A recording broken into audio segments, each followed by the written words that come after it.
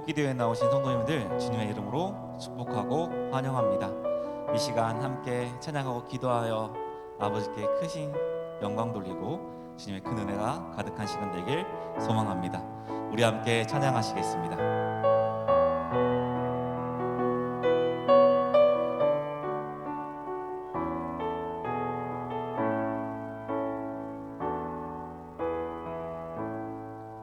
하늘의 문을 여소서, 이곳을 주목하소서. 주를 향한 노래가 꺼지지 않으니 하늘을 열고 보소서. 이곳에 임재하소서. 주님을 기다립니다. 기도의 향기가 하늘에 닿으니 주여 임재하여 주소서. 이곳에 오셔서 이곳에 앉으소서. 이곳에서 드리는 예배를 받으소서. 주님의 이름만이 오직 주의 이름만 이곳에 있습니다. 하늘의 문을 여소서. 하늘의 문을 여소서. 이곳을 주목하소서. 주를 향한 노래가 꺼지지 않으니 하늘을 열고 보소서. 이곳에 임재하소서. 주님을 기다립니다. 기도의 향기가 하늘에 닿으니 주여 임재하여 주소서. 이곳에 오셔서 이곳에 앉으소서. 이곳에서 드리는 예배를 받으소서. 주님의 이름만이 오직 주의 이름만 이곳에 있습니다. 이곳에 오셔서 이곳에 앉으소서. 이곳에서 드리는 예배를 받으소서. 주님의 이름만이 오직 이름만 이곳에 오셔서 이곳에 오셔서 이곳에 앉으소서. 이곳에서 드리는 예배를 받으소서. 주님의 이름만이 오직 주의 이름만 이곳에 이곳에 오셔서 이곳에 오셔서 이곳에 앉으소서. 이곳에서 드리는 예배를 받으소서. 주님의 이름만이 오직 주의 이름만 이곳에 있습니다.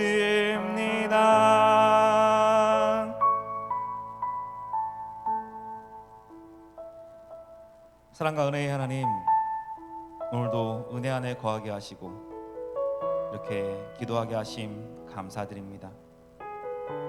기도하는 이 시간 우리의 기도의 제목들에 성전의 기초가 되게 하시고 교회의 회복의 눈물이 되게 하셔서 교회가 구원의 방주로서의 역할을 잘 감당하게 하여 주시옵소서. 영성으로 기도하는 모든 성도들에게 크신 은혜 내려주셔서 주님의 사랑이 가득하게 하여 주시옵소서. 예수님의 이름으로 기도드립니다. 아멘. 말씀 보시겠습니다. 오늘 말씀은 다니엘 1장 8절에서 9절 말씀입니다. 다니엘서 1장 8절에서 9절 말씀입니다. 한 목소리로 같이 읽도록 하겠습니다.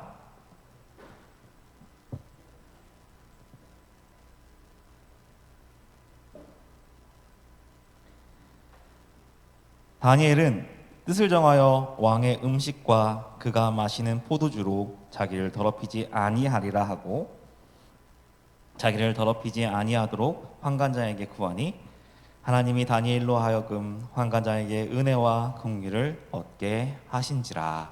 아멘. 세상에는 거저되는 일이 없습니다. 쉽게 말해서 곡자가 없다는 것이죠. 씨를 뿌리지 않고 곡식을 거둘 수가 없고 아궁이에 불을 떼지 않는데 연기가 날 수가 없습니다. 신앙도 이것과 같아서 듣고자 하며 들은 말씀대로 살고자 할 때 신앙이 자라는 것입니다. 들으려 하지 않고 순종하지 않으면 결코 신앙은 자랄 수가 없습니다. 하나님께 인정받고 기쁨이 되는 믿음의 사람들의 공통점이 바로 하나님의 뜻대로 살고자 결단하고 그 결단을 행동으로 옮겼다는 데 있습니다. 그것은 포로기 시대 유대인들의 희망이 되고 그들의 본이 되었던 다니엘 또한 마찬가지입니다. 이스라엘은 바벨론에 의해 멸망하였고 이스라엘 왕은 쇠사슬에 묶여 바벨론에 끌려가게 되었습니다. 그때에 왕족과 귀족 가운데 흠이 없고 용모가 아름답고 지혜로운 자들을 그 소녀들을 함께 바벨론으로 끌려갔습니다. 볼모로 끌려갔지만 갈대아 사람의 학문과 언어를 가르쳐서 바벨론의 관리로 사용하려는 목적도 있었습니다. 그 가운데 다니엘이 있었죠. 다니엘은 다른 소녀들과 마찬가지로 함께 환관장에게 맡겨져서 3년 동안 학문을 배웠습니다. 당시 바벨론은 세계에서 가장 학문이 발전된 곳이었고 포로의 신분이 아니었기 때문에 그곳에서 열심히 공부하고 왕의 눈에 들은다면 다니엘은 충분히 출세하고 높은 자리에 오를 수 있는 환경이었습니다. 하지만 다니엘은 하나님을 향한 굳센 믿음을 가지고 있었기 때문에 아무리 많은 학문을 익히고 왕의 신임을 받아 성공의 길을 간다 해도 신앙의 길을 떠나지 않았습니다. 그런데 신앙의 길을 따라가는 일에는 꼭 시련과 역경이 다가오기 마련입니다. 다니엘 역시 마찬가지였습니다. 다른 소녀들과 같이 왕의 음식과 포도주를 먹어야 하는 상황이 된 것이죠. 다니엘의 이름 또한 바벨론식인 벨드사살이라고 고쳐진 것을 알 수 있듯이 철저히 바벨론화하려고 했던 것입니다. 그래서 왕은 음식도 바벨론의 음식을 먹게 했던 것입니다. 음식이 무슨 문제인가 싶겠지만 다니엘의 신앙으로는 율법에서 먹지 말라고 한 것을 먹을 수가 없었습니다. 왕의 음식 중에 돼지고기가 있을 수도 있고 우상에게 바쳐진 음식이 들어있을 수도 있는데 하나님께서는 그런 음식을 먹지 말라고 명령하셨기 때문입니다. 그러나 그것을 지키기 위해서는 모든 것을 책임지고 있는 환관장의 허락이 있어야 하는데 그 허락을 받기는 너무나 어려웠습니다. 왜냐하면 환관장이 그 일을 잘 하기 위해서 왕에게 잘 보기 위해서 왕의 명령을 철저하게 지켰던 사람이기 때문입니다. 그가 그들을 잘 관리하여야 왕에게 신임을 얻고 왕에게 칭찬을 받을 수 있는 자리에 있는 것이 환관장이기 때문이죠. 바벨론에서 생활을 시작한 다니엘은 처음부터 신앙의 큰 위기를 만난 것입니다. 이처럼 하나님의 뜻대로 사는 일은 쉬운 일이 아닙니다. 신명기 30장 11절의 말씀에 내가 오늘 내게 명령한 이 명령은 내게 어려운 것도 아니요 라고 말씀하셨지만 말씀의 뜻이 무엇인지 그 뜻을 아는 것이 어렵지 않다는 것이지 말씀대로 사는 것마저 어렵지 않다는 것은 아닙니다. 말씀대로 살리면 나의 욕구와 나의 의지대로 행동하면 안 됩니다. 또한 환경과 조건과 상황에 따르거나 감정의 흐름에 따라서 살아가도 안 됩니다. 다른 누군가의 말을 따르거나 억압에 굴복해서도 안 됩니다. 그것이 말씀에서 벗어났을 때 과감히 이겨내야 하는 것입니다. 그런데 이것은 어느 것 하나 쉬운 일이 아닙니다. 우리의 환경의 변화로 인해서 우리의 삶이 변하기 때문에 하지 말아야 할 생각과 하지 말아야 할 말과 행동을 하고 그래서 수많은 실수와 잘못을 행하게 되는 것입니다. 머리로는 하지 않아야 된다는 것을 알지만 행동으로 그것을 실천하기가 너무나 어렵습니다. 다니엘도 왕의 명령을 따르지 않고 자신의 신앙을 위해서 행동한다는 것은 너무나 어려운 일이었습니다. 왜냐하면 바벨론 왕이 그들을 바벨론화하려고 했기 때문이죠. 그래서 다니엘의 신앙 때문에 그것을 거부한다는 것은 절대 받아들이지 않았을 것 같습니다. 하지만 다니엘은 왕의 음식으로 자신을 더럽히지 않기로 뜻을 정하였고 환관장에게 자신의 뜻을 고하였습니다. 목숨을 걸고 인생을 건 신앙의 결단을 한 것입니다.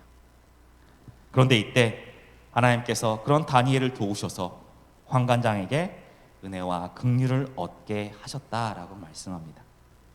모든 상황이 좋은 쪽으로 믿음을 더럽히지 않는 쪽으로 하나님께서 인도해 주신 것입니다.